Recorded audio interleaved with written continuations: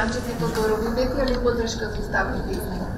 Не, јас реално тоа што го разговаравме беше поврзано со интерпарламентарното тело и координативното тело за помирување, реформи и интеграција, така да кажам. Тие беа темите за кои што разговаравме, заради тоа што знаете дека намерата е покрај завршување на процесот на уставните амандмани, преку можно максимално негово градување на колку што е можно повеќе во политичкиот естаблишмент.